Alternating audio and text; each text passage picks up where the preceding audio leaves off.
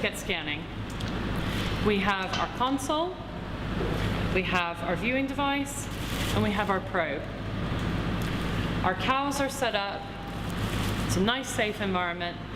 Everything's nice and calm, and we're ready to go. So we'll put a glove on.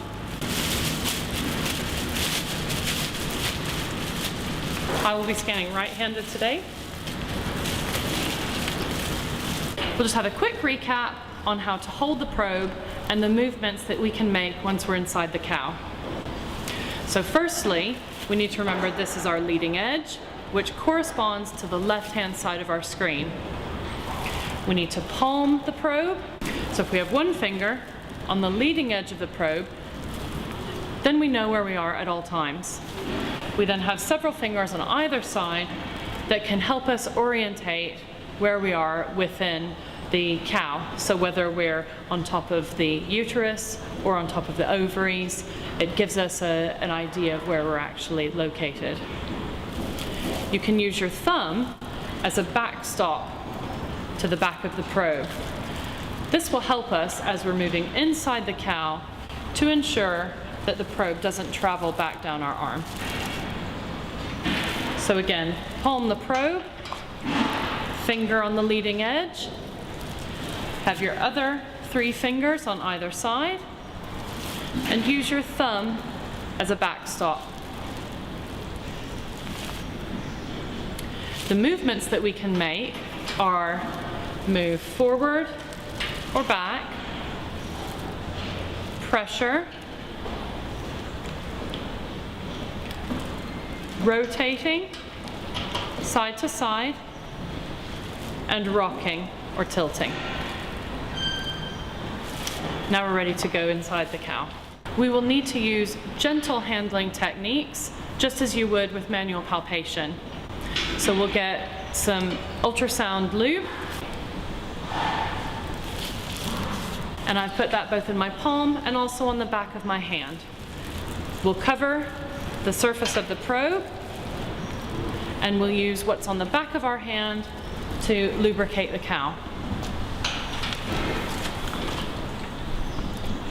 Gently grasp the tail. Use the back of your hand.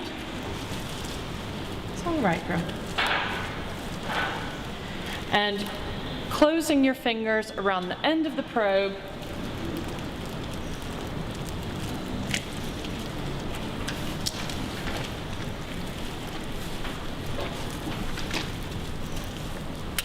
we're now inside the cow.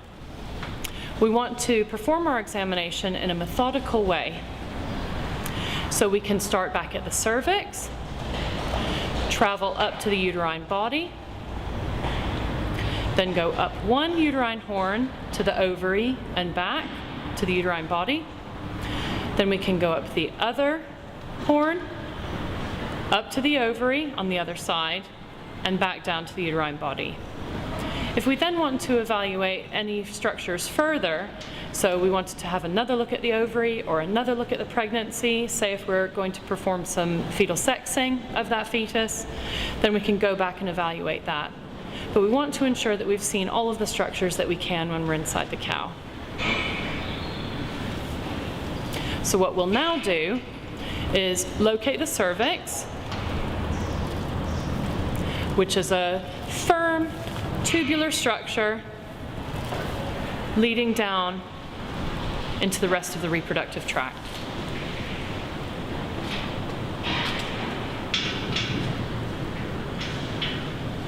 And there it is. Don't get confused of the bladder, which you will often see right as you enter into the cow.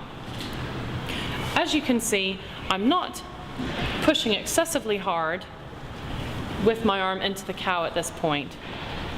If the cow does have a significant amount of fecal material, we will need to remove that most likely to improve the contact and the quality of the ultrasound image we obtain. If it's a multiparous cow and we're wanting to evaluate the ovaries, for example, we may need to actually grasp the cervix or the intercornual ligament and retract the uterus back into the pelvic canal so that we can evaluate all of the structures that we need to. In this cow, the uterus is located very nicely within the pelvic canal, so I won't need to do that in this particular cow. What we'll do now is locate the cervix again, move slightly cranially or forward within the cow.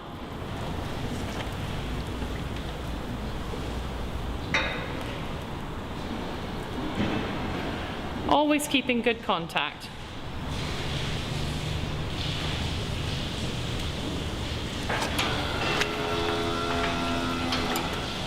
Then what we can do is travel up one horn, up to the ovary, and we can rock side to side to evaluate the ovarian structures.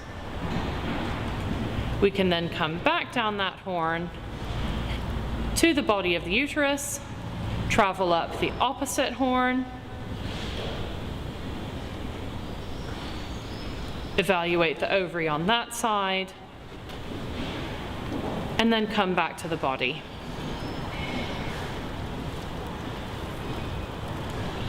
If there are any other structures that we want to visualize within this cow, then we can do that at this time. Once we've seen everything that we need to see, we can then gently come out of the cow.